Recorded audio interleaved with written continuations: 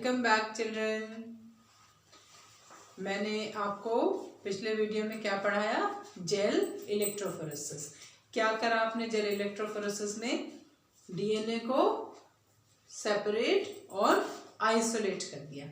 अब आइसोलेट तो कर दिया आपने डीएनए को, अब इसको कहाँ जाना है? होस्ट के अंदर। कौन लेके जाने वाला है इसको होस्ट के अंदर जाने के लिए कार, स्कूटर, किसकी ज़रूरत है? भाई अपने आप तो डीएनए जाएगा नहीं, तो किसकी ज़रूरत है? वेक्टर की, है ना। वेक्टर क्या होता है? कैरियर। तो हमारा आज का टॉपिक क्या? This is cloning vector. अब देखो, पहले मैं आपको टॉपिक बताती हूँ। This is cloning vector. Cloning vectors is a topic for today. अब देखो, vectors जो हैं हमारे, नॉर्मली हम एक वर्ड यूज करते हैं वेक्टर किसके लिए? कैरियर के लिए। अगर आप एक कार में बैठ के जा रहे हैं तो कार इज योर वेक्टर, पर ये वेक्टर थोड़ा सा फर्क है आपकी कार से। कार तो आपको लेके जाएगी और डेस्टिनेशन पे छोड़ देगी। मॉस्किटो, मलेरियल पैरासाइट को, प्लाज्मोडियम वाइवेक्स को लेके जाएगा और आपके ब्लड में छोड़ देगा, पर ये वेक्टर छोड़ने वाला नहीं है, ये उसके साथ ही रहेगा। ठीक है, तो चलो, जो बायोटेक्नोलॉजी में हम वेक्टर यूज करते हैं वो क्या है? वेक्टर का काम तो अल्टीमेटली कैरियर ही है। और टॉपिक स्टार्ट करने से पहले मैं आपको ये बता दूं कि ये थोड़ा सा मुश्किल टॉपिक है, और इस टॉपिक को मैं 2 पार्ट्स में पढ़ाऊंगी। आज मैं इसकी प्रॉपर्टीज पढ़ाऊंगी, और जो वेक्टर जिसके बारे में हमें बहुत डिटेल स्टडी करनी है उसको मैं नेक्स्ट वीडियो में पढ़ाऊंगी, जिसको आप कहते हैं PBR 322। उसको मैं नेक्स्ट वीडियो में पढ़ाऊंगी। आज मैं इनकी आपको प्रॉपर्टीज पढ़ाती हूँ। चलिए, अब वेक्टर क्या है? वेक्टर क्या है? Is a DNA carrier. कौन सा डीएनए का? वेक्टर इज अ वेक्टर है क्या? हम सबसे पहले ये जान लें कि what is a vector. Vector is a carrier for foreign DNA. क्या है ये? क्या करता है? आपके कौन से डीएनए को? फॉरेन डीएनए को ये जो है फॉरेन डीएनए को, जो आपका जीन ऑफ इंटरेस्ट है, उसको क्या करता है? कैरी करता है to host cell. Host cell के पास में लेकर जाएगा और वहां पे छोड़ेगा नहीं उसको, और क्या करेगा? And replicate. और इस फॉरेन डीएनए के साथ में ही क्या करेगा? रेप्लिकेट करेगा। ये जो है वेक्टर फॉरेन डीएनए को कैरी करेगा और उसके साथ रेप्लिकेट कर जाएगा, है ना।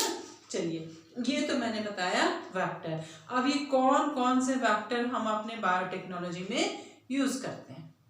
ठीक है, तो वेक्टर के हमको एग्जाम्पल भी तो पता होने चाहिए। तो हम कुछ कॉमन एग्जाम्पल किसके पढ़ते हैं? वेक्टर के। वेक्टर हमारे कौन कौन से हो सकते हैं? प्लाज्मिड, जो कि आप सब जानते हैं। Plasmid vector can be a bacteriophages भी हो सकते हैं। Vector can be plasmid, vector can be cosmid, vector can be cosmid, vector can be BAC, याद आया? Bacterial artificial chromosome. Vector can be YAC, क्या? Yeast artificial chromosome. ठीक है, और भी मैं आपके कॉस्मेट मैंने बताया, आपको फैसमेट बताया, लैम्डा फेजेस हैं, आपकी लैम्डा फेजेस हैं, आपके फैसमेट्स हैं। ये बहुत सारे क्या हैं हमारे? कुछ एग्जाम्पल किसके हैं? किसके? वेक्टर्स के। लेकिन जो सबसे कॉमनली यूज्ड वेक्टर है वो कौन है हमारा मोस्ट कॉमनली यूज्ड वेक्टर जो है वो हमारा कौन है, प्लाज्मिड। प्लाज्मिड आप मुझे बताने की जरूरत नहीं, आप तो खूब आप जान गए कि single circular double standard DNA of a bacterial cell. Plasmid आपका most commonly used vector. Fine, vector क्या है और वेक्टर के ये क्या कराए मैंने आपको एग्जाम्पल। फाइन, अब आपके जो वेक्टर है, जो प्लाज्मिड है, उसको हम सबसे कॉमनली यूज्ड वेक्टर कहते हैं। और इस प्लाज्मिड को हम क्यों यूज करते हैं, क्योंकि प्लाज्मिड जो है सेल के अंदर अपने आप ही मल्टीप्लाई कर जाता है, सेल्फ रेप्लिकेट कर सकता है। ये जो आपका क्या है प्लाज्मिड, इसका जो नंबर है 1 to 2 पर सेल, ठीक है। और जब ये मल्टीप्लाई करता है तो इसका नंबर वेरी कर सकता है, 2 to 100 अपनी कॉपी बना सकता है सेल के अंदर। Fine, so this is a most commonly used vector, एक हमारा सबसे कॉमनली यूज्ड वेक्टर है, ठीक है। अब हमारा वेक्टर की क्या क्या प्रॉपर्टीज होना चाहिए, ठीक है। देखो वेक्टर एक तो सबसे बड़ी बात है कि छोटा नहीं होना चाहिए। वेक्टर का जो साइज है that has to be what appropriate. ये नहीं कि हमने कोई बहुत छोटे साइज का वेक्टर ले लिया और वेक्टर उसके ऊपर आप काम ही नहीं कर पा रहे। वैसे तो देखो आपको सेल देखना ही माइक्रोस्कोप के अंदर बहुत भारी पड़ता है, आप नहीं देख पाते हो, और तो आप इस क्रोमोसोम और डीएनए को कैसे देखेंगे, वो भी बड़ा मुश्किल काम है, ठीक है। तो ये भी एक वेक्टर की प्रॉपर्टी है कि वेक्टर का जो साइज है वो भी क्या होना चाहिए, बिग होना चाहिए, लार्ज इनफ होना चाहिए, जिसमें कि हम नॉर्मली आराम से इजीली वर्क आउट कर सकें, ठीक है। और वेक्टर में जो है क्या होता है कि वेक्टर की अब हमको क्या क्या पढ़नी है, प्रॉपर्टीज पढ़नी है, ठीक है। अब एक वेक्टर की क्या क्या हमारी प्रॉपर्टी होती है, we have to study the various properties of a vector. अब वेक्टर की एक सबसे जो फर्स्ट प्रॉपर्टी है कि first property of a vector is, देखो आपकी बुक में 3-4 प्रॉपर्टीज हैं। तो first properties of cloning into vector, जो हम वो वेक्टर के मैं आपको क्या बता रही हूँ, this is features that facilitate, features of a vector that facilitate into cloning, ठीक है। नाउ दैट फैसिलिटेट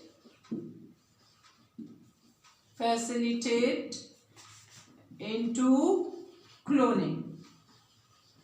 अब एक वेक्टर की क्या क्या फीचर्स हैं जिससे कि हम उसको क्लोन बना सकते हैं, ठीक है।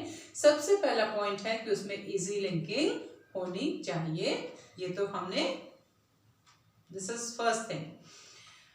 अब इसके अलावा वेक्टर की जो सबसे इंपॉर्टेंट प्रॉपर्टी है वो क्या है हमारी, ORI, that is what origin of replication.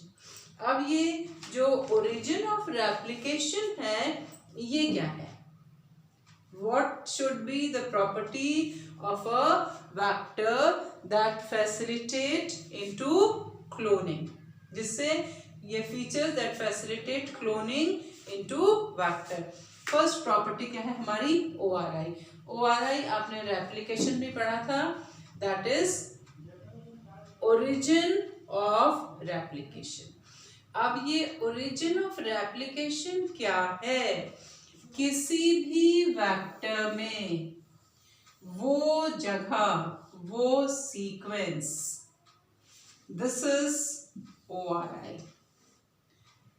This is a sequence of nitrogenous bases in a vector from where the process of DNA replication can initiate. To that place we call ORI. मैं आपको repeat करती हूँ कि first property vector की कि vector में क्या होना चाहिए, ORI. What is ORI? ये क्या है? This is a specific sequence.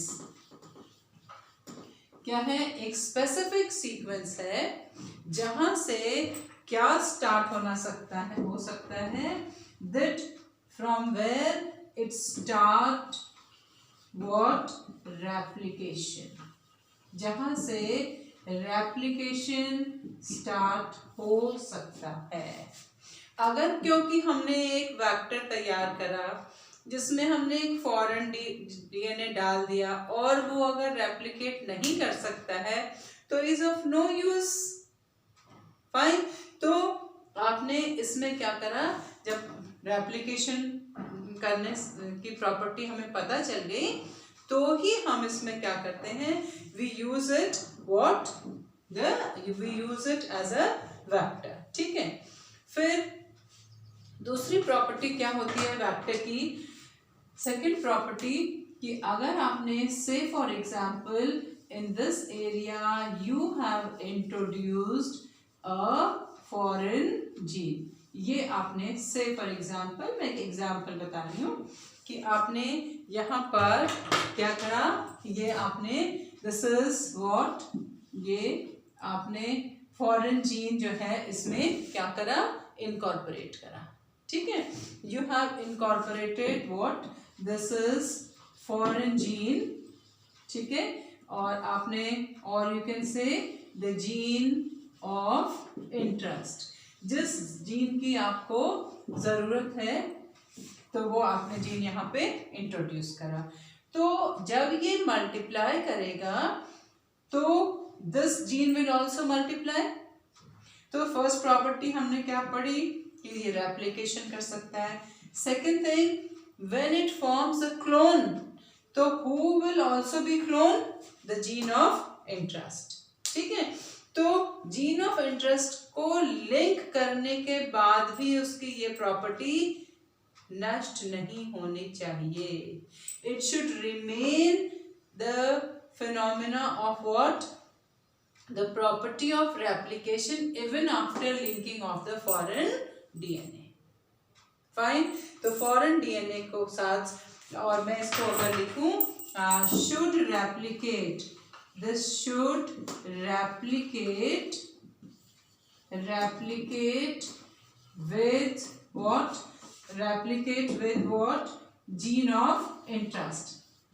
Gene of interest, जब आपने जीन ऑफ इंटरेस्ट आपने इंसर्ट कर दिया, विद जीन ऑफ इंटरेस्ट की जगह आप लिख सकते हैं इंसर्ट. इंसर्ट भी कहते हैं इसको, क्योंकि आप इसमें कोई भी जीन इंसर्ट कर सकते हैं.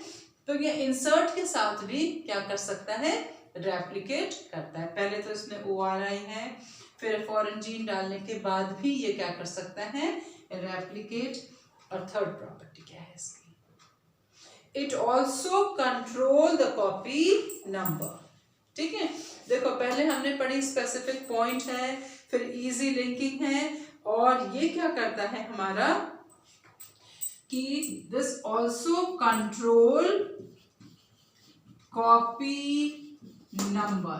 कितनी बार ये रेप्लिकेट करेगा इसको भी कंट्रोल करता है. फिर अगर आपको हाई कॉपी नंबर चाहिए, if you want a high copy number, तो we can clone the vector in a different way. ठीक है. देखो वेक्टर की हम क्लोनिंग करके उसको we can also obtain high copy number. You can also get what, high copy number. High copy number आपको मिल सकता है. मैंने आपको क्या बताया कि एक वेक्टर की क्या प्रॉपर्टी होती है. पहली बात कि ओरिजिन ऑफ रेप्लिकेशन, दूसरी बात, जब उसमें फॉरेन डीएनए को हम इंट्रोड्यूस करते हैं इंसर्ट को, जब वो रेप्लिकेट करेगा तो इंसर्ट को भी रेप्लिकेट करेगा। फाइन। फिर it also control copy number. You can also introduce high copy number by cloning it. Fine. इसको आप बार बार क्लोन करके हाई कॉपी नंबर भी ऑब्टेन कर सकते हैं। तो ये तो हमने पढ़ी कौन सी property, first property of what, cloning vector. एक वेक्टर की को क्लोन करने के लिए क्या क्या उसकी प्रॉपर्टी होनी चाहिए। ठीक है, चलिए अब हमारे पास क्या आया कि second property is what, selectable marker. Next property is selectable marker. अब ये सेलेक्टेबल मार्कर जरा ध्यान से सुन लेना, क्योंकि बहुत सारे बच्चों को ये सेलेक्टेबल मार्कर की थोड़ी प्रॉब्लम आती है और ये इम्पॉर्टेंट भी है। और इसका जो क्वेश्चन है ये अक्सर आ ही जाता है, 1 मार्क का आ गया, नीट के एग्जाम में क्वेश्चन आ जाएगा। थोड़ा सा कॉन्सेप्चुअल है, फिर भी कोशिश करो कि ये सेलेक्टेबल मार्कर क्या होते हैं। ठीक है, ये आया आपका next property is what, this is selectable.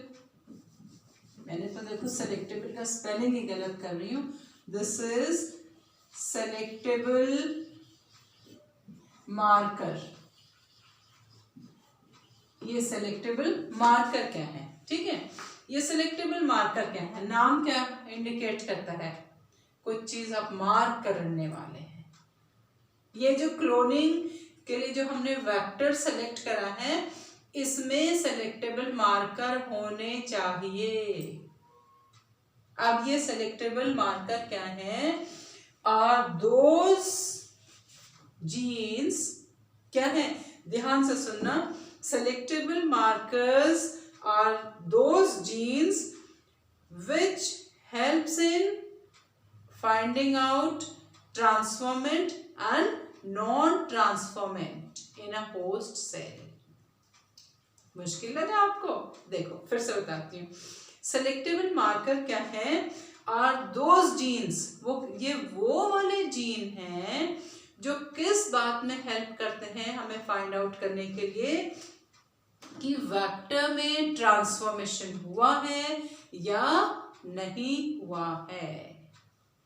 फिर से बताती हूँ कि सेलेक्टेबल मार्कर क्या है हमारे, आर दोज सीक्वेंसेस। ये क्या है, selectable marker are those genes, कौन से जीन्स हैं, विच हेल्प्स इन, देखो ध्यान से पढ़ना, विच helps in what, किस बात में आपको हेल्प करते हैं, helps in finding out that vector is transformed, जो कि which helps in selecting a vector which is transformed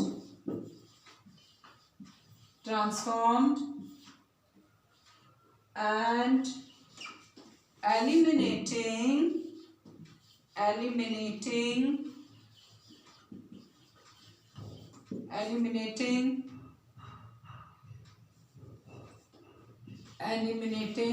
non-transformed।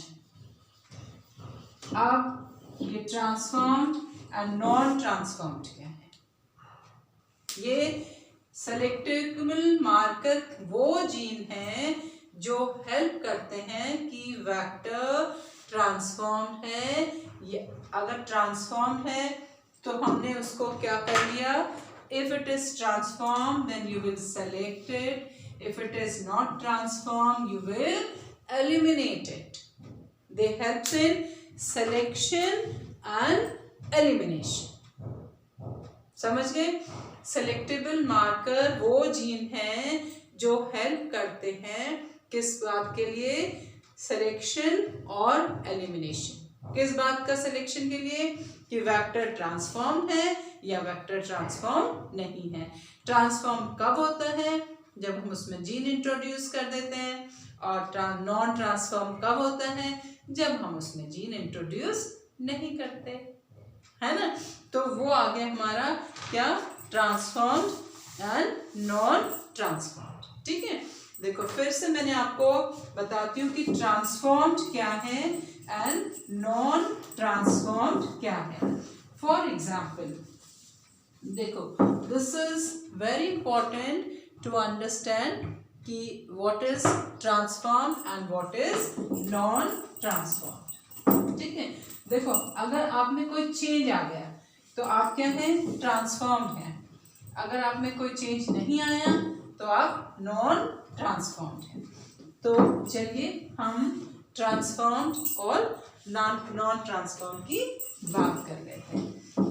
तो अब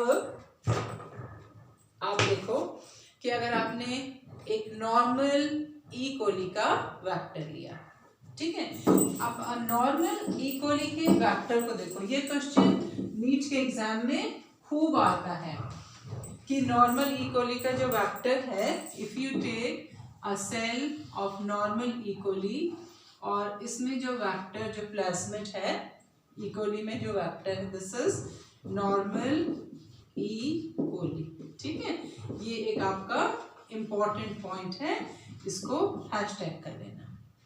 it has no selectable marker, इसके अंदर कोई सेलेक्टेबल मार्कर नहीं होता। ये आपका बैक्टीरियल डीएनए है और ये क्या है, इसका प्लाज्मिड। This is plasmid. एक तो बात मैंने आपको ये बता दी, कैसे अभी आप समझ जाओगे। ठीक है, अब ट्रांसफॉर्म्ड क्या होता है कि आपने सपोज ये एक वेक्टर लिया, ठीक है, वेक्टर नॉर्मली मोस्ट कॉमनली हम क्या यूज करते हैं, एक प्लाज्मिड को। ठीक है, अब प्लाज्मिड में सपोज यहाँ पे एक जीन है, ये जीन किसके लिए है, PETR। इसका मतलब है this gene is resistant for tetracycline. और इसमें एक और जीन है यहाँ पे, this is AMPR, this is resistant for ampicillin. इसके अलावा देखो ORI के बगैर तो प्लाज्मिड काम नहीं करेगा। ठीक है, तो अगर हमने बहुत, आप ध्यान से सुनो कि अगर आपने इस टेट्रासाइक्लिन जीन में एक फॉरेन जीएनए अपना जीन ऑफ इंटरेस्ट डाल दिया, ये आपने जीन ऑफ इंटरेस्ट डाल दिया, ठीक है, फाइन। तो इसका जो ये टेट्रासाइक्लिन के अगेंस्ट रेजिस्टेंट का जो जीन था वो क्या हो गया, डिस्ट्रॉय हो गया। ये वाला तो जीन डिस्ट्रॉय हो गया ना। देखो ध्यान से देखो, this plasmid has two specific gene, one is for the resistance of what, ampicillin, और दूसरा जीन किसकी रेजिस्टेंस के लिए है, कौन से एंटीबायोटिक के लिए, टेट्रासाइक्लिन के लिए। अब आपने क्या करा, इसमें एक जीन इंट्रोड्यूस कर दिया अपने इंटरेस्ट का, तो ये जो टेट्रासाइक्लिन वाला जीन था, इस जो टेट्रासाइक्लिन को रेजिस्ट करता था, वो तो डिस्ट्रॉय हो गया। अब आपके इंटरेस्ट का जीन चला गया इसमें, ठीक है। तो इस प्लाज्मिड का क्या हो गया, बदलाव हो गया, ये प्लाज्मिड चेंज हो गया, और इसको हम क्या कहेंगे, इसको हम क्या कहेंगे, दिस इज ट्रांसफॉर्म्ड। ये इसमें ट्रांसफॉर्मेशन हो गई, ये ट्रांसफॉर्म्ड हो गया, ठीक है। ये दिस जीन इसमें क्या हो गई, ट्रांसफॉर्मेशन हो गई, दिस इज विच जीन, ये वेक्टर हमारा ट्रांसफॉर्म्ड है, ठीक है। तो हमारा क्या है, सिलेक्टेबल मार्कर। सिलेक्टेबल मार्कर का क्या काम होता है कि ये हमको हेल्प करता है सेलेक्ट करने में कि जो हमारा प्लाज्मिड डीएनए है वो ट्रांसफॉर्म्ड है या नॉन ट्रांसफॉर्म्ड है। ठीक है, और generally which gene helped us to find out, कौन कौन से जीन ऐसे हैं जो आपको हेल्प करते हैं आइडेंटिफाई सिलेक्शन और एलिमिनेशन में किसके, ट्रांसफॉर्म या नॉन ट्रांसफॉर्म के।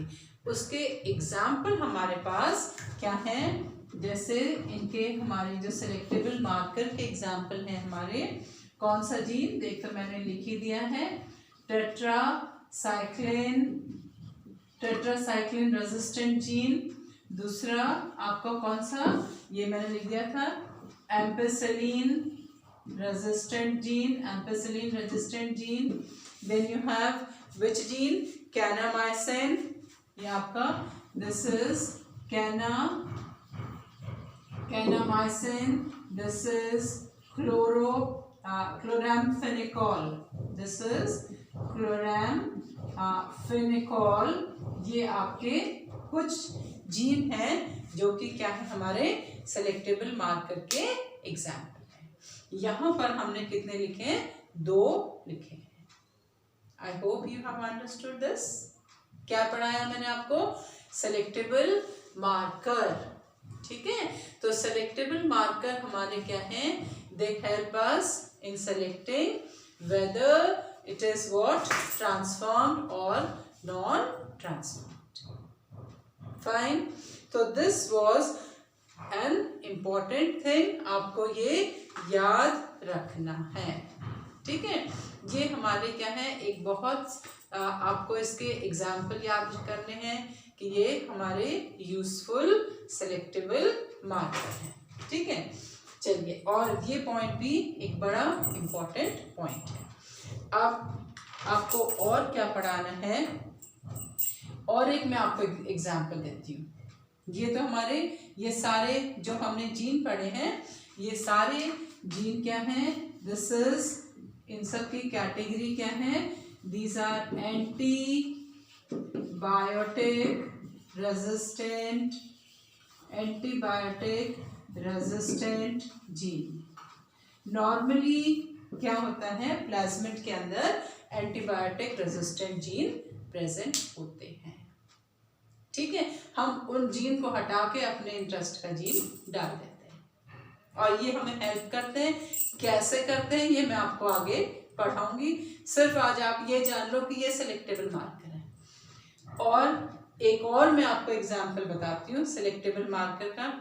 आपने पढ़ा था ना लैकोपेरॉन, तो ये हमारे एंटीबायोटिक रेजिस्टेंट है। वन मोर एग्जांपल, जो जीन लैक जेड जीन, ये आपने पढ़ा था कहाँ, लैकोपेरॉन में, expression of what, gene regulation, है ना, जीन रेगुलेशन आपने पढ़ा था ना का in case of what, prokaryotes, सब आपने पढ़े थे ये वाले जीन्स, याद करो। तो gene lac Z, it produces, आपको पता है ये कौन सा एंजाइम बनाता है, बीटा गैलेक्टोसिडेज, ये आप पढ़ चुके हो। This is also one example of selectable marker, लेकिन याद रहे these are antibiotic resistant gene, this is enzyme producing gene, है ना। देखो ये क्या है आपका, this is an, क्या है ये, एक एंजाइम है। ठीक है, ये एंजाइम प्रोड्यूसिंग सेलेक्टेबल मार्कर है, और व्हाट क्या है, ये एंटीबायोटिक रेजिस्टेंट जीन है। Done, now we have to study what, cloning site. Cloning site का मतलब आप समझ गए होंगे कि मैं क्या कह रही हूं। जब आप जीन इंट्रोड्यूस करते हैं, है ना, जब आपने क्या करा, जीन इंट्रोड्यूस करा, तो कैसे आप जीन इंट्रोड्यूस करते हैं, by using what, different restriction endonucleases। अब जितने भी आपके ये हमारे सेलेक्टेबल मार्कर हैं, इनकी सब क्या है, अपने अपने रिस्ट्रिक्शन एंजाइम्स होते हैं। ठीक है, तो हमारा third property is what, cloning site. किस जगह से हम क्लोनिंग, मतलब हम कहाँ पे उसको अटैच करके और क्लोन बनाएंगे। ठीक है, अब मैं आपको एक एग्जाम्पल बताती हूँ, बहुत सिंपल, एक छोटा सा। फिर से आपके लिए मैंने बनाया एक प्लास्मिड। फॉर एग्जाम्पल अभी हमने पढ़ा, दिस इज द जीन, कौन सा, टेट्रासाइक्लिन रेजिस्टेंट के लिए। ठीक है, मैंने ये बनाया जीन, कौन सा, this is tetracycline resistant gene. अब टेट्रासाइक्लिन रेजिस्टेंट जीन के यहाँ पर this is BAM H1, this is SAL1, ये दो इसके क्या है, एंजाइम है, और ये इसको कट कर सकते हैं। ठीक है, अब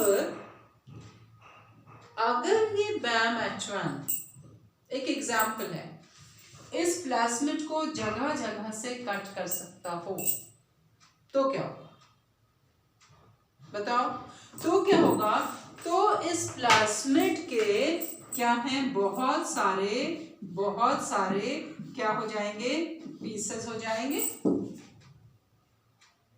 तो कुछ फायदा होगा हमें। We are going to introduce a foreign DNA and make a recombinant DNA, लेकिन जो हम एंजाइम यूज कर रहे हैं उसने तो इसको कई टुकड़ों में काट दिया। तो प्रॉपर्टी क्या है, जो vector need to have a single और a very few recognition site of endonucleases. जो वेक्टर हैं इसमें या तो सिंगल और वेरी फ्यू क्या होने चाहिए, दिस इज रिकॉग्निशन साइट। जो इसकी रिकॉग्निशन साइट क्या होनी चाहिए, सिंगल होनी चाहिए, किसके लिए, फॉर रिस्ट्रिक्शन एंडोन्यूक्लियसेस। रिस्ट्रिक्शन एंडोन्यूक्लियसेस के लिए सिंगल साइट होना बहुत इंपॉर्टेंट है, otherwise it will break down into pieces and the whole process will become very complicated. Fine, तो बहुत ज्यादा कॉम्प्लिकेशंस हो जाएंगे, तो हमारे एक्सपेरिमेंट का कुछ भी फायदा नहीं होगा।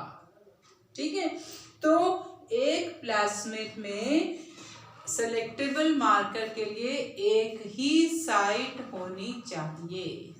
This is something very important, otherwise it will break down into what, pieces। ठीक है, और जो फॉरेन इंटरेस्ट आप जीन इंट्रोड्यूस करेंगे उसका भी कोई फायदा नहीं होगा। फाइन, और कभी कभी नॉर्मल, मैंने आपको बताया कि सिंगल रिकॉग्निशन साइट होती है, कभी कभी क्या होता है कि सपोज ये आपकी एक, और फिर मैं आपके लिए डीएनए बनाती हूँ, एक और प्लास्मिड तो भाई मैं रोज बनाऊंगी आपके लिए जब तक बायोटेक्नोलॉजी पढ़ाऊंगी।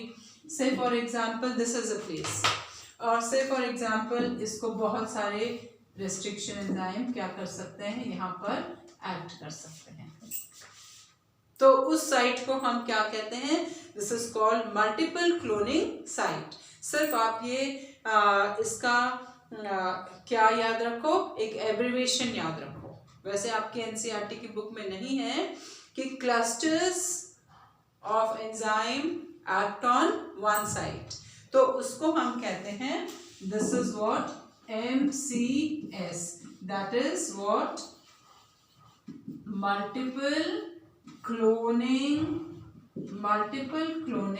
साइट। ये कौन सी साइट है हमारी, multiple cloning site. Multiple cloning site भी होती है मैं आपको बताऊंगी कौन सी मल्टीपल क्लोनिंग साइट, जब हम आगे बढ़ने कल जो मैं आपको नेक्स्ट वीडियो कराऊंगी मैं उसमें आपको मल्टीपल क्लोनिंग साइट का एग्जाम्पल बताऊंगी। तो मैंने आपको क्या पढ़ाया कि वेक्टर क्या है, वेक्टर की प्रॉपर्टीज क्या है, उसमें ORI होना चाहिए, उसमें सेलेक्टेबल मार्कर, और सेलेक्टेबल मार्कर हमारे क्या है, एंटीबायोटिक रेजिस्टेंट जीन और सिंगल क्लोनिंग साइट। ठीक है, तो हमारे जो मोस्ट कॉमनली वेक्टर हैं, आपको एक वेक्टर का एग्जाम्पल बहुत अच्छे से पढ़ना है जिसको आप कहते हैं PBR 322। तो मैं अपने नेक्स्ट वीडियो में आपको पढ़ाऊंगी PBR 322 का structure and how would you identify whether it is transformed or non-transformed। आप मेरे वीडियो का वेट करना क्योंकि ये बहुत इंपॉर्टेंट टॉपिक है, सारे फ्रेंड्स के साथ शेयर करना। Thank you and have a nice time.